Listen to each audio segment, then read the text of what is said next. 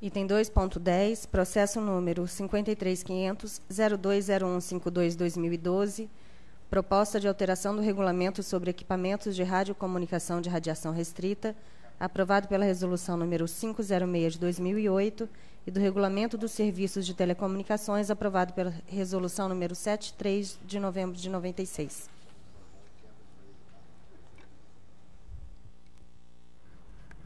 Bom, senhores, pode passar. Essa é uma proposta de regulamento. Isso ainda é uma proposta para consulta pública sobre equipamento de revisão, né, no regulamento de equipamento de radiocomunicação de radiação restrita, que procura, então, reorganizar e reestruturar o texto do regulamento, compatibilizar as regras com outras normas de regulamento, nessa atualização ao longo da vigência anterior no regulamento de 2008, algumas normas posteriores surgiram e que precisam, então, de uma adequação dessas previsões atuais do regulamento de radiação restrita. Incorporar...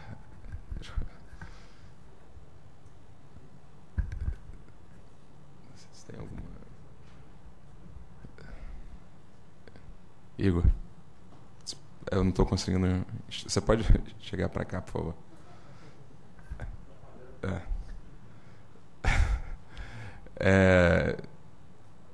Incorporação de algumas inovações importantes, como a previsão de faixas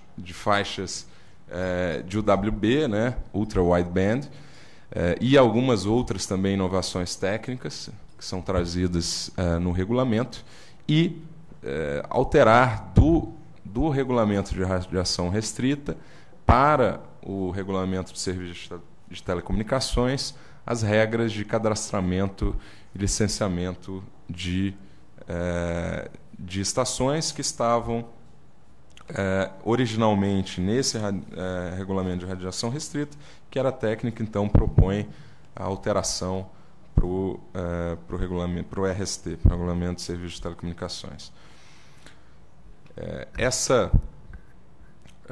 Nessa linha, o regulamento de radiação restrita, inclusive nessa parte que foi para o Regulamento de Serviços de Telecomunicações, ela trazia algumas previsões de casos em que não seria exigível o licenciamento e também de como utilizar, em casos em que a utilização desses equipamentos seria prescindida de existência de outorga. Então, aproveitando essa questão, eu questionei, trouxe ao Conselho, inclusive, uma proposta de conversão de diligência e pedi para que a área técnica fizesse uma avaliação de impacto regulatório de uma possibilidade de inexigibilidade de outorga para exploração de serviço e de licença também para funcionamento de estação para pequenas prestadoras de SCM e SLP, que empreguem exclusivamente meios confinados e equipamentos de radiocomunicação de ação restrita, o que foi também feito pela área. Pode passar. De forma geral, a base é a existência de assimetrias regulatórias que a Anatel já trabalha com esse tipo de instrumento há algum tempo em alguns regulamentos, como o PGMC, os próprios regulamentos de serviço, no sentido de que a quantidade de regras regulatórias, o peso do fardo regulatório deve variar conforme o tamanho e a posição da empresa naquele mercado. Até porque grandes obrigações para pequenos prestadores acabam se tornando barreiras à entrada e ao desenvolvimento de competição nesse mercado.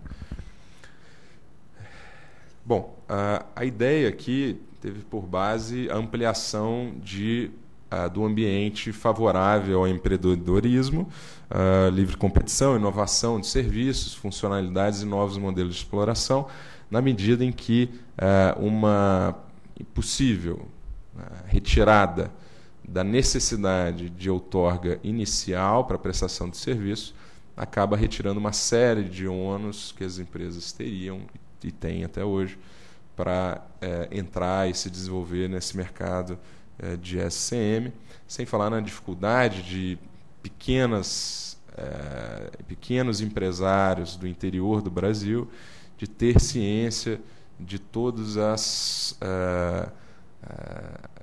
regras e as necessidades burocráticas que existe para prestação do serviço de SCM, que é, de fato, talvez um dos serviços de interesse coletivo desses grandes que tem mais impacto para a sociedade, que mais se pulverizou em número de prestadoras e em modelos de negócios locais com desenvolvimento cada vez maior. Pode passar. Nessa linha, como eu disse, alguns regulamentos já trazem uma diferenciação. O padrão, a maior parte dos regulamentos traz um corte de 50 mil acessos para pescadores de pequeno porte e um corte ainda maior de prestadoras de até 5 mil acessos. Essa é uma questão, inclusive, que o próprio conselheiro Igor já trouxe de forma muito bem colocada, na necessidade da Anatel fazer um estudo sobre um regulamento específico para prestadores de pequeno porte, que defina mais claramente como será esse corte, padronize e traga, talvez até com um direcionamento um pouco mais claro e de mais fácil entendimento, inclusive nessa linha de redução de ônus regulatório, já que fica muito mais fácil para aquele pequeno prestador olhar para um determinado diploma e ter ciência das obrigações que lhe são colocadas, do que estudar todo o emaranhado de regras e resoluções que a Anatel traz. Entretanto, eu entendo que esses dois temas podem caminhar de forma paralela e que haverá ganho, inclusive, com discussões desses dois tipos, desses temas que trago. Bom, pode passar. Como eu coloquei, as externalidades desse tipo de atuação da agência trazer ao mercado preços mais acessíveis, incremento na qualidade, tudo decorrente da competição e da inovação, da entrada de novos prestadores, ampliação da oferta, principalmente no interior do Brasil, locais menos atrativos economicamente, mas também nas periferias dos grandes centros urbanos, e um impulso à economia e à geração de emprego, dada a facilidade maior de empreendedorismo nessa seara, nessa área. Bom, aqui a base legal para a proposta, pode passar, é o artigo 131 da LGT, que diz o seguinte: a exploração de serviço no regime privado dependerá de prévia autorização da agência, que acarretará direito de uso de radiofrequências necessárias, conforme o caso, obviamente. Parágrafo 2º, a agência definirá os casos que independerão de autorização. Parágrafo 3º, a prestadora de serviço que independa de autorização comunicará previamente à agência o início de suas atividades, salvo nos casos previstos nas normas correspondentes. Baseado nisso, pode passar. Aqui trago o entendimento de que a inexistência de prévia outorga, e aqui é uma análise importante desse dispositivo, já que é diferente, por exemplo, em outros momentos em que a LGT separa o que é serviço de telecomunicação do que é, por exemplo, no artigo 61, do que é serviço de valor adicionado. Aqui a gente não está falando disso.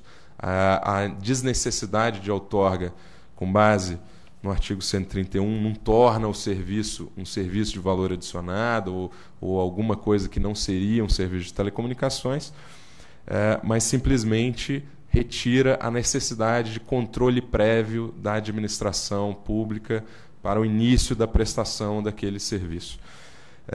Então, dito isso, essa inexistência de prévia outorga, ela não exime a prestadora da necessidade de atender às condições e requisitos estabelecidos para a prestação de serviços de telecomunicações em leis e em regulamentos gerais da agência. Então, algumas questões como condições de uso de faixa de radiofrequência e regras de uso de equipamentos de radiação restrita devem ser observadas pelas empresas, regras de certificação e homologação de produtos e equipamentos, ou seja, utilizar equipamentos homologados, certificados, e propriamente a regulamentação do serviço no que couber, obviamente, como regra geral de prestação. Pode passar. A prestação do serviço, ela não está sendo, ou seja, ela não deixa de ter que atender ao restante da regulamentação da Anatel, mas simplesmente retira esse ônus inicial de ter que pedir anuência prévia do poder público para o início da prestação do serviço. Neste caso também, na proposta que trago, o número de acessos ao ser atingido, o número de acessos em serviço ao ser atingidos, traz àquela prestadora a necessidade de providenciar a competente outorga. Isso, o prazo que eu estou trazendo é o prazo de 180 dias para que isso seja feito, é um prazo razoável de transição, porque a empresa já estruturada, né, considerando a empresa de 5.000 acessos, se trata sim, de uma empresa já estruturada, com condições de ter um entendimento maior e ter um relacionamento mais que um nível diferenciado com a agência. Ela consegue, nesse prazo, entendo, de 180 dias, fazer esse pedido com todos os documentos e requisitos necessários para isso, e a partir daí ela se torna uma prestadora com outorga. Pode passar. Aqui, de forma geral, eu trago o texto do regulamento. Acho que a gente não precisa passar por cada um dos artigos, mas o texto traz essas questões relacionadas à outorga de prestadoras para o SCM, aquelas que utilizem exclusivamente meios confinados ou equipamentos de radiocomunicação restrita com até 5.000 acessos em serviço, podem, então, estão dispensadas dessa outorga, porém, elas terão que comunicar previamente à agência o início de suas atividades em um sistema eletrônico próprio da Anatel, um sistema simples, e isso pode ser trazido. A prestadora que fizer uso dessa dispensa, ela terá também que anualmente fazer simplesmente a atualização desse cadastro, ou seja, obrigações simples para que tão somente a agência consiga manter a sua capacidade de análise e observação desse mercado, e mais do que isso, que consiga também manter a sua capacidade de avaliação dos efeitos desta medida, se for tomada, qual é o impacto que isso traz de fato para o mercado. E a previsão do tempo de apresentação de outorga. É importante destacar que, pode passar, a gente está trazendo também a proposta para o SLP. Aqui no SLP não tem o corte de quantidade de serviços, de acessos, pelas características de um serviço de interesse restrito, que muitas vezes nem faz sentido uma estipulação de quantidade de acesso para a classificação do tamanho da operação dessa empresa. Então, simplesmente por ser também um serviço de interesse restrito, acaba sendo de forma total, mas somente para aquelas que utilizam meios confinados ou equipamentos de radiação restrita.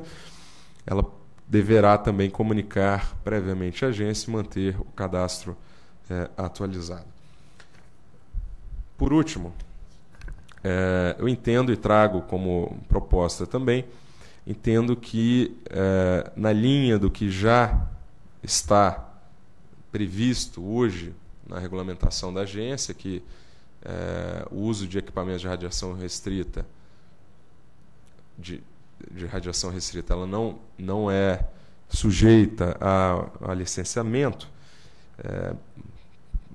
fazendo o contraponto, fazendo a correlação, melhor dizendo, com a proposta de dispensa de autorização, eu entendo que, pela ligação, inclusive, a decorrência lógica de desses dois institutos, de autorização e de licenciamento de estação, esse espaço de dispensa de licenciamento deve ser compatibilizado com o mesmo espaço de dispensa de autorização. Então, se a empresa não precisa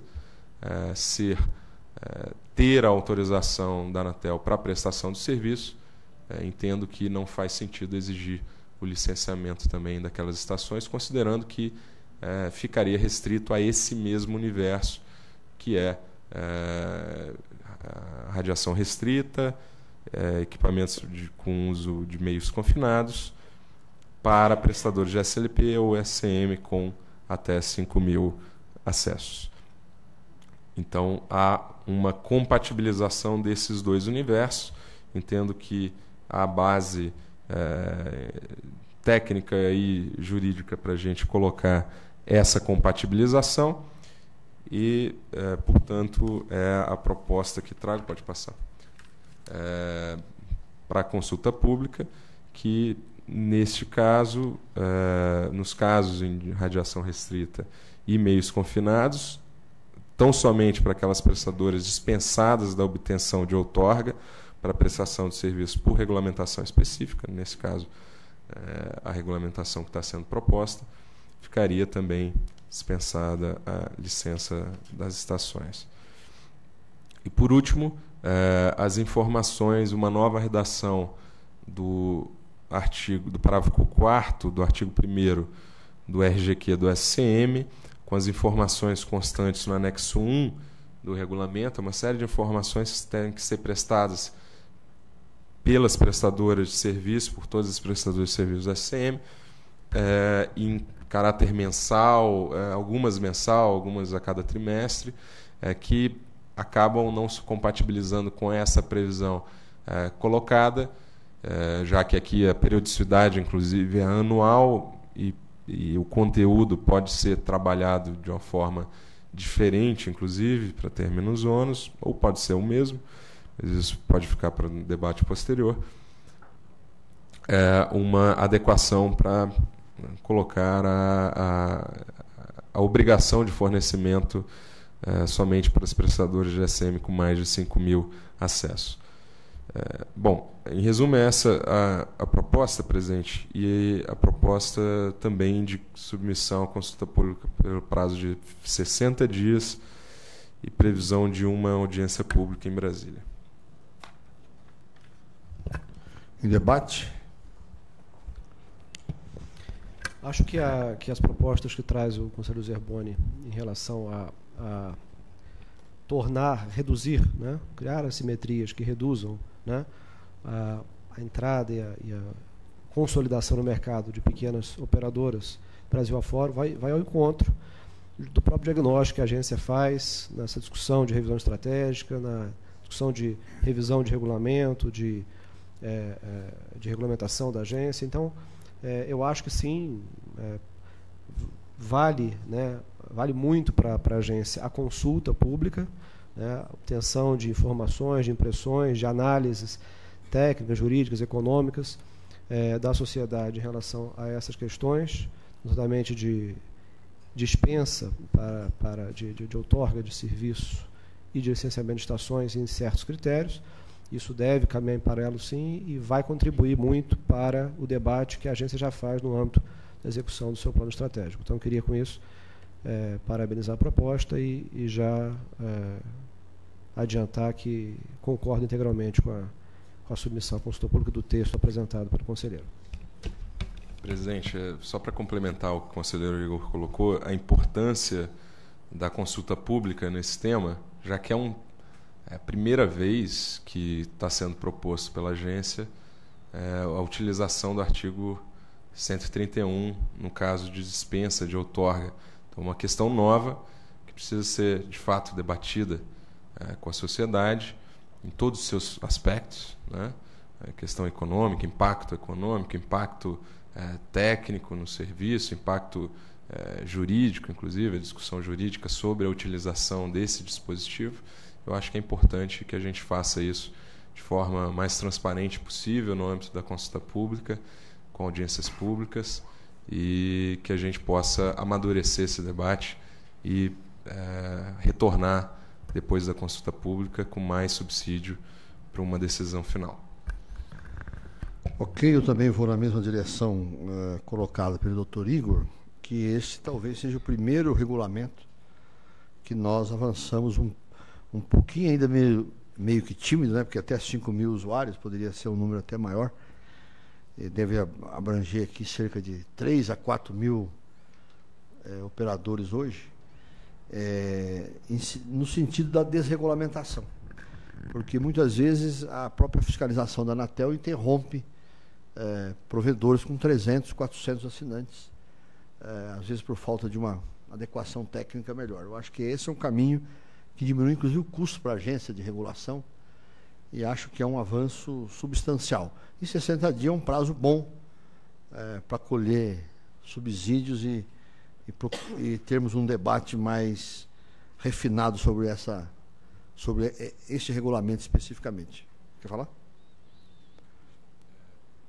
Também, só complementando, presidente, muito rápido, o senhor tocou no assunto realmente muito importante, que permeou também essa discussão, que a gente habitualmente recebe aqui, inclusive chega até o Conselho em grau recursal, casos em que há o fechamento, a lacração, e inclusive até com presença policial em prestadores muito pequenos que estão prestando serviço no interior do Brasil, onde ninguém presta o serviço. E me parece que essa postura está em desacordo com a intenção de se promover um nível maior de investimento e prover também maior disponibilidade para a população do acesso à banda larga, em situações em que claramente não há qualquer malefício, qualquer risco, tanto aos usuários quanto a serviços em geral. Então, essa é uma reflexão que precisa, de fato, permear esse debate. Queria aproveitar esse mesmo tema, desculpa, antes de fazer aqui uma propaganda que eu esqueci de fazer no início da reunião. Nós estamos aqui promovendo, né? Conselho Zerboni, estaremos aqui dia 17 e 18 de setembro, debatendo 2 dias de um novo seminário, nesse caso, o tema espectro, mas tem uma parte inteira, da manhã inteira do dia 18, dedicada a debater com esse conjunto de prestadoras de pequeno porte. Outro aspecto importante em termos de barreira de entrada, de possibilidade de prestar serviço, que é o acesso ao espectro, até de forma concatenada com o leilão que pretendemos realizar ainda esse ano. Okay. Então, isso é importante, dia 17 e 18 de setembro, além da audiência pública, também é outro momento importante que as contribuições podem ser recebidas aqui pela agência. Ok, 2.10, aprova a consulta pública da proposta para o novo regulamento sobre equipamentos de radiocomunicação de radiação restrita pelo prazo de 60 dias, incluída uma audiência pública em Brasília, e dá outras providências nos termos da análise do relator.